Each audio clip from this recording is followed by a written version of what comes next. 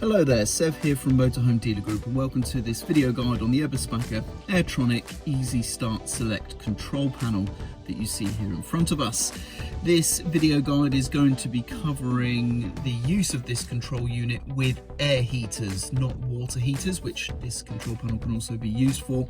And it's basically going to show you how to use the controller, what buttons to press, how to interpret the information it shows us, so that hopefully by the end of the video you'll feel comfortable using this controller to operate your air heater in your leisure vehicle. Now, we're not going to be covering any troubleshooting or problem solving in today's video. That is something that you're going to need to consult your instruction manuals for, or seek the help of a technical professional if you are having issues with your heater. This video really is just a quick start guide to get you up and running using this controller to power your air heater in your leisure vehicle. So let's get started. So firstly, we have the unit itself, and as you can see, we have a small LCD screen, and then we have three buttons at the bottom. We have a left and a right arrow with an OK or power button in the center. Now, the buttons are going to be used as you might expect. The left and right arrows are going to be used to select items, and the center button is used to confirm selections or power on and off the unit. Now, the display itself will come alive in one of two ways. One way is that you just press a button. It doesn't matter what button you press, the panel or the display, will come alive. Quite simple. And the display will time out and turn off again after about 5 to 10 seconds of inactivity. There we go, you can see it's just turned off. Now, the other way that the display can come on is if the unit has been wired to your vehicle lighting circuit. So according to the manual, if a certain terminal has been connected when this unit is installed, then whenever you turn on your vehicle's lighting system, this unit will come alive as well. So if you're finding that the display on this unit comes alive whenever you turn on your vehicle lights, that's the reason why. But typically, just for a standard installation, that won't be the case, and you will have to just touch a button to get the panel to come to life. So that's the display. Next up, we have what we see on the display. So as you can see, we have a flashing symbol. That flashing symbol is the currently selected symbol, and we can change that by pressing the arrow buttons, as you can see. Now, actually, we've only got two to select between here. We have the radiating symbol and the fan symbol, and I'll explain what both of these mean in a moment. Then to the right of that, as you can see, we have here a thermometer and then a temperature unit. So we have a thermometer and degrees C for degrees centigrade. That can also be an F for Fahrenheit as well, depending on how the unit's been configured.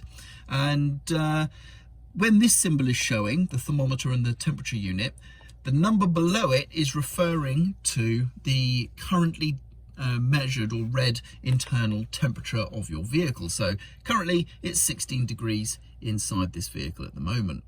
Now let's talk about how to use the unit. So this unit here is connected to an air heater, and in this particular vehicle that's diesel powered, and we can turn on the heater using the radiating symbol. That's what the radiating symbol means, that's the heater.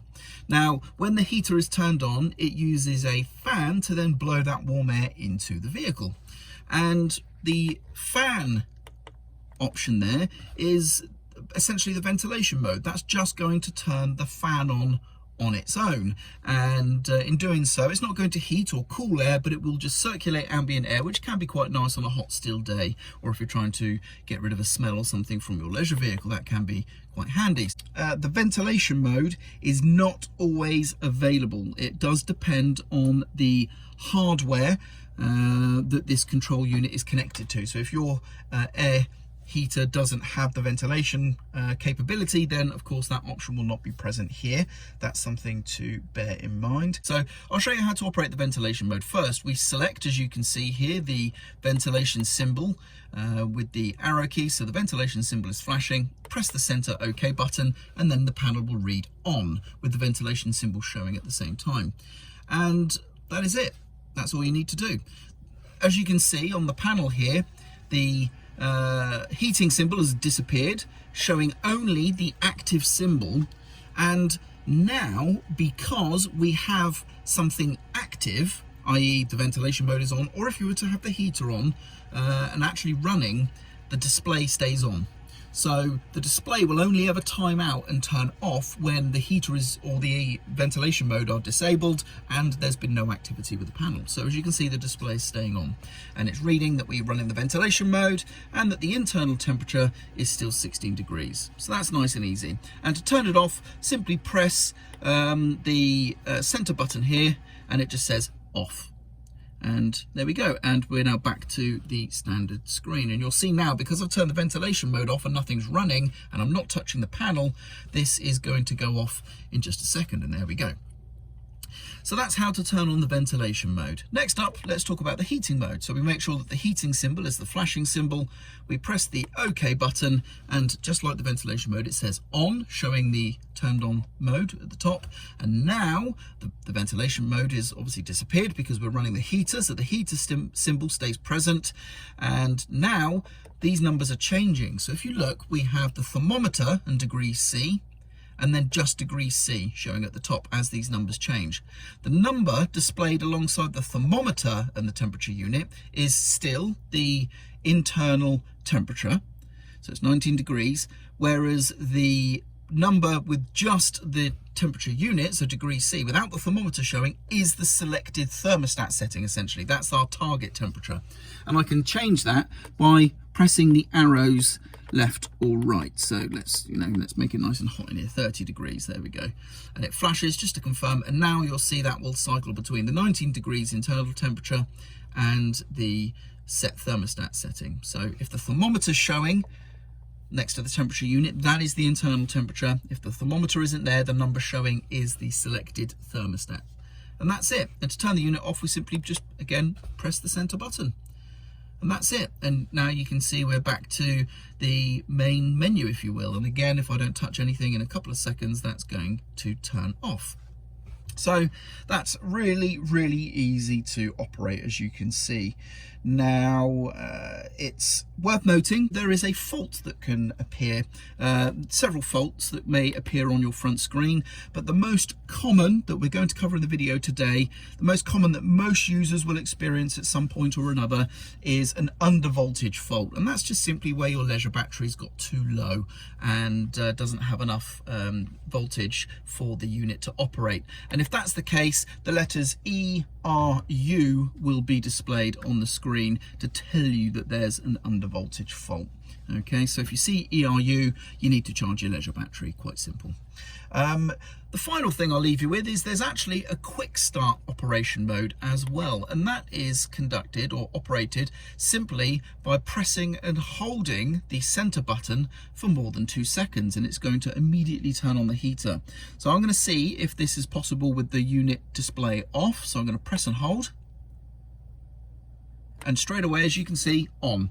The heater's fired straight up, and let's see, it remembers the temperature setting. So it remembered 30 degrees. I'm going to set that to 25 now, for example. I'm going to turn the unit off, and I'm going to wait for the, make sure it actually powers off, there we go. And now I'm going to wait for it to time out again, so the display turns off. I'm then going to return that back on again using the long press of the center button, and just to show you what temperature it sets itself to. So ready, press and hold, 1 and 2, and there we go, it's now on. So that's how you quick start the heater, and as you can see, it's showing the internal temperature and it's remembered the last used temperature for the heater, so it remembered the 25 that I just set. So that's how you immediately start the heater without actually doing any other button presses. So it's a little bit quicker than just bringing the panel to life and turning on the heater. It's marginally quicker, but that's a feature that the control unit has. And there we go. That about wraps up how to use the Eberspacher Airtronic Easystart Select control unit with your air heater. Hopefully you found this video useful. I'm Sev, and thank you very much for watching.